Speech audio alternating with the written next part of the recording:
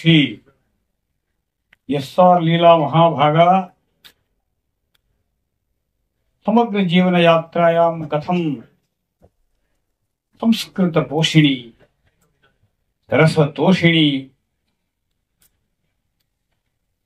ಶಾಸ್ತ್ರೇ ಕಾವ್ಯೆ ನಿರಂತರಂ ತಪಃ ಕುರ್ವತಿ ಆಸ್ತೆ ಭವಿಷ್ಯತಿ तया प्रेरितोऽहम् अत्र अहं स्वाभिमान समायातः यथार्थतया रसास्वादः करणीयः इति भाग्यवशात् एतादृश चित्रस्य विषये यत्र मम ज्ञानम् अत्यन्तं प्राथमिकं तथापि लोकार्पणार्थं मह्यम् एतादृश सन्दर्भः प्राप्तः इति अहं धन्यं मन्ये। तावदेव जानामि अहं पद्मस्य विषये हेमारविन्द परिमलन्यायः इति शास्त्रे प्रसिद्धिरस्ति। स्वयं कमलं मनोहरम् उपनिषत्सु वेदे हृदय कमलस्य विषये चित्रणमस्ति। हृदय कमलमध्ये इत्यादि रूपेण काव्येषु चित्रणमस्ति। अर्थात् भगवतः आवासस्थानं हृदयम्। हृदयतः निस्सरन्ति शतञ्च एका च हृदयस्य राज्ञः तासां मूर्धानम् अभिनिसृतैका तया ऊर्ध्वमायन् अमृतत्वमेति विश्वङ्गन्या उत्क्रमणे भवन्ति इति उपनिषद्वाक्यम्। चित्रमिदं तादृश आनन्दमय जगतः निर्माणे पोषकं भवेत्। दर्शं दर्शं श्रावं श्रावं जनाः आनन्दतुन्दिलाः भवन्तु। कारणं तु अस्माकं परममित्रवराः गणेशमहाभागाः निर्देशकत्वेन विद्यमानाः अस्माकं मित्रवराः श्रीप्रसाद महाभागाः समेषां प्रयत्नवशात् संस्कृतभाषायां विशेषेण कन्नडभाषायां भवेदेव सा अस्माकं मातृभाषा एतादृशं चित्रं निर्मितं। यथार्थतया अरविन्दमेव सुन्दरम्। तत्र परिमलस्य आविष्कारो भवति, आवाहनं भवति। कियत् स्यात् सौन्दर्यम् अरविन्दस्य कमलस्य। तथा हेमारविन्द परिमलन्यायेन इति शास्त्रे उच्यते तद्वत् सर्वे रसिकाः आनन्दतुन्दिलाः भवन्तु। समस्तजगद्व्याप्य अस्य चित्रस्य प्रसारो भवतु इति सन्दर्भेऽस्मिन् अहं भवतां समेषां हृदय कमले विद्यमानम् आशयमेव भवतां समेषां भवतीनां च हृदय कमले विद्यमानं भावं प्रकटयन् समाजाय समर्पणं कर्तुं स्वाभिमानोऽस्मि, आनन्दितोऽस्मि। ओम स्वस्ति। ಓಂ ನಮಃ ಸದಸೆ ಎಲ್ಲರಿಗೂ ನಮಸ್ಕಾರ. ನೀವೆಲ್ಲ ಇಲ್ಲಿ ಬಂದು ಕೂತಿರೋದು ನಮ್ಮ ಚಿತ್ರತಂಡಕ್ಕೆ, ಇಡೀ ಚಿತ್ರತಂಡಕ್ಕೆ ಈ ಸಂದರ್ಭಕ್ಕೆ ಅತ್ಯಂತ ಸಂತೋಷವಾದಂತಹ ಪ್ರಸಂಗ ಇದು. ಎಲ್ಲರಿಗೂ ಹೃತ್ಪೂರ್ವಕವಾದಂತಹ ಸ್ವಾಗತ. ಈಗಾಗಲೇ ಸಾಕಷ್ಟು ತಿಳಿದಿದೆ ನಿಮಗೆಲ್ಲರಿಗೂ ಕೂಡ ಪದ್ಮಗಂಧಿ ಚಿತ್ರದ ಬಗ್ಗೆ. ಒಂದು ಎರಡು ಮಾತು ಹೇಳ್ತೀನಿ. ಈ ಪದ್ಮಗಂಧಿ ಅನ್ನೋದು ಪ್ರಾಯಶಃ ಒಂದು ಹೂವಿನ ಸುತ್ತ ಹೆಣೆದಿರುವಂತಹ ಒಂದು ಫೀಚರ್ ಫಿಲಂ ಇದೇ ಮೊದಲು ಅಂತ ಅನ್ಕೊಳ್ತೀನಿ. ನಿರ್ದೇಶಕರಿಗೆ ನಾನು ಹೃತ್ಪೂರ್ವಕವಾದಂತಹ ವಂದನೆಗಳನ್ನ ತಿಳಿಸ್ತೀನಿ. ನಿಮ್ಗೆಲ್ಲರೂ ಕರೆಯಾಗುತ್ತೆ.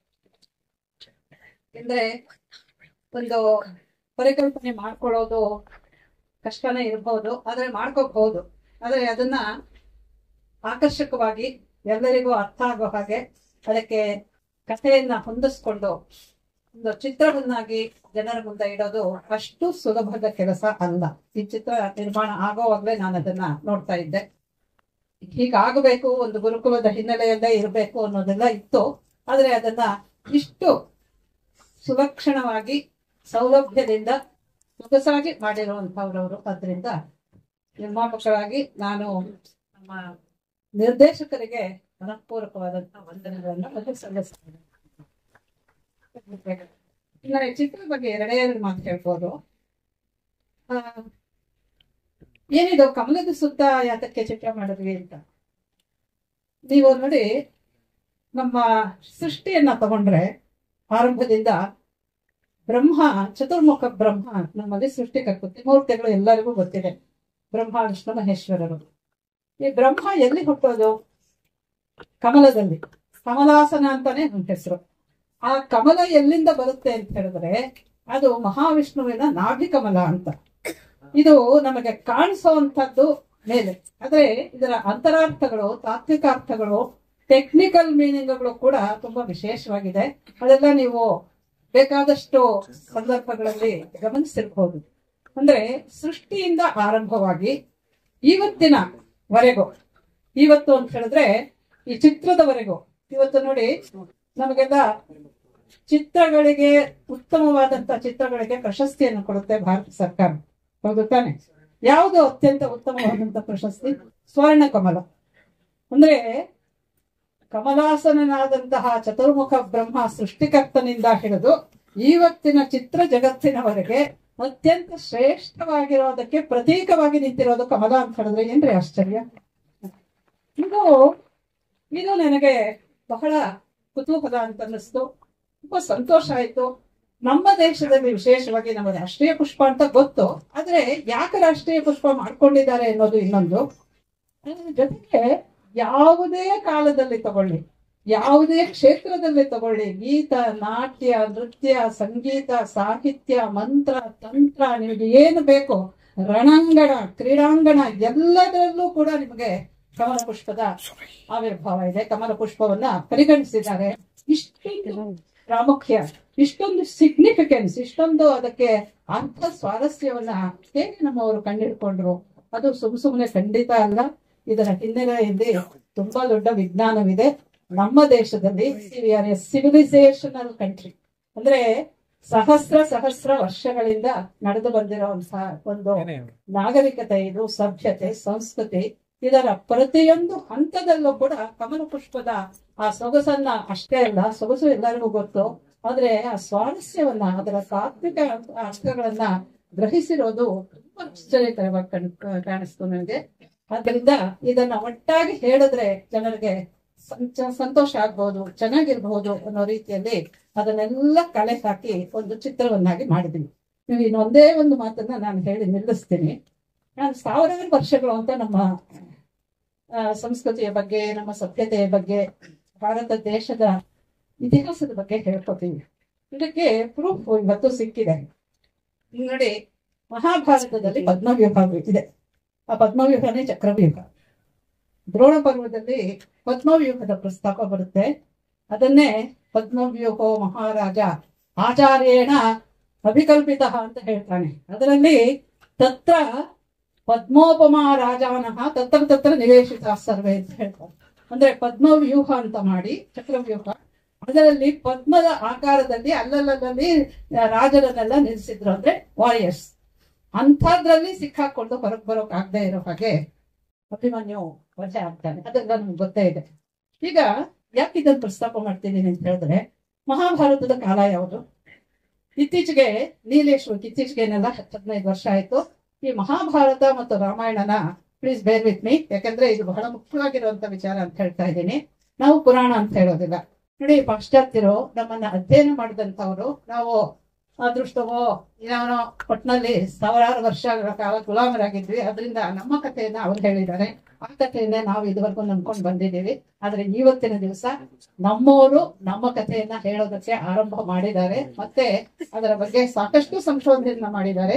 ನೀಲೇಶ್ ವೋಕ್ ಅನ್ನೋರು ಮಹಾಭಾರತದ ಕಾಲವನ್ನ ಸುಸ್ಪಷ್ಟವಾಗಿ ಸಕಲ ಆಧಾರಗಳನ್ನ ಒದಗಿಸಿ ನಿರ್ಣಯ ಮಾಡಿದ್ದಾರೆ. ಅದು ಯಾವುದು ಅಂತ ಹೇಳಿದ್ರೆ, ಕುರುಕ್ಷೇತ್ರ ಯುದ್ಧ ನಡೆದಿದ್ದು 5561 BC ನಲ್ಲಿ.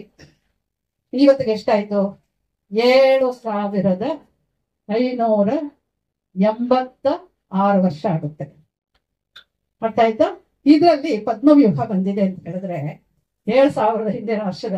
ಇದಕ್ಕೆ ನೀವು ಇದೆಲ್ಲ ನೋಡ್ಬೋದು, ಪ್ರಾಚ್ಯಮ್ ಅನ್ನೋದ್ರಲ್ಲಿ ಅದು ಸಿನಿಮಾ ಇದೆ, ಅದನ್ನ ನೋಡ್ಬೋದು.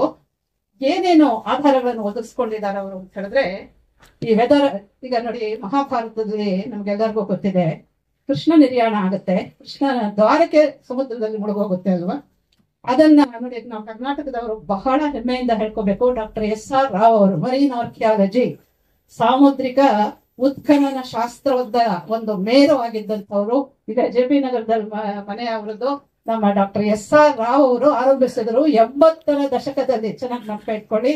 ಯಾಕೆ ಅಂತ ಹೇಳಿದ್ರೆ ನಮ್ಗೆಲ್ಲರಿಗೂ ಕೂಡ ಮಹಾಭಾರತ ಕಟ್ಟುಕತೆ ಅಲ್ಲ, ಕಲ್ಪಿತ ಕಥೆ ಅಲ್ಲ, ಬರೀ ಕಥೆ ಅಲ್ಲ ಅಂತ ಸ್ಪಷ್ಟ ಆಗಿತ್ತು. ಯಾಕೆ ಅಂತ ಹೇಳಿದ್ರೆ ನಮ್ಮ ಸಂಪ್ರದಾಯದಲ್ಲಿ ಪುರಾಣವನ್ನು, ರಾಮಾಯಣ ಮಹಾಭಾರತವನ್ನು ಬೇರೆ ಬೇರೆ ಹೇಳಿದ್ದಾರೆ. ಇತಿಹಾಸ ಪುರಾಣಾಭ್ಯಾಮ್ ವೇದಾರ್ಥಂ ಸಮುಪಬ್ರಹ್ಮಯೇತ್ ಅನ್ನೋ ಒಂದು ಮಾತಿದೆ. ಇತಿಹಾಸ ಅಂತ ಹೇಳಿದ್ರೆ ರಾಮಾಯಣ ಮಹಾಭಾರತಕ್ಕೆ ಹೆಸರು.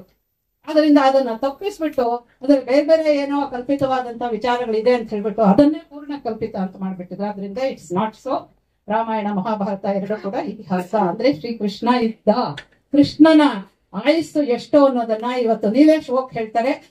100 ವರ್ಷಗಳ ಹಿಂದೆನೆ ಆಚಾರ್ಯ ಮಧ್ವರು ತಮ್ಮ ಮಹಾಭಾರತ ತಾತ್ಪರ್ಯ ನಿರ್ಣಯದಲ್ಲಿ ಶ್ರೀಕೃಷ್ಣ ಭಗವಂತನ ಮನುಷ್ಯ ಆಯುಷ್ಯ 120 ವರ್ಷ ಅನ್ನೋದನ್ನ ಸ್ಪಷ್ಟಪಡಿಸಿದ್ದಾರೆ.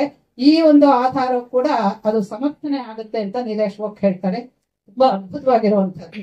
ಹೀಗೆ ಇದಕ್ಕಿಂತ ಹಳೆಯದು ಋಗ್ವೇದ. ಇದಕ್ಕಿಂತ ಹಳೆಯದು ಅಂದ್ರೆ ಇನ್ನೂ 2000-3000 ವರ್ಷ ಹೋಗುತ್ತೆ. ಅಂದ್ರೆ 10,000 ವರ್ಷ ಆಗೋಗುತ್ತಲ್ರಿ. ಆವತ್ತಿಂದ ಇವತ್ತಿನವರೆಗೆ ತಾನು ಕೇಳೋದು ಶ್ರೀ ಸೂಕ್ತವನ್ನ, ಪದ್ಮೇ ಸ್ಥಿತಾಂ ಪದ್ಮವರ್ಣಾಂ ಪದ್ಮ, ಎಲ್ಲ ಪದ್ಮವೇ.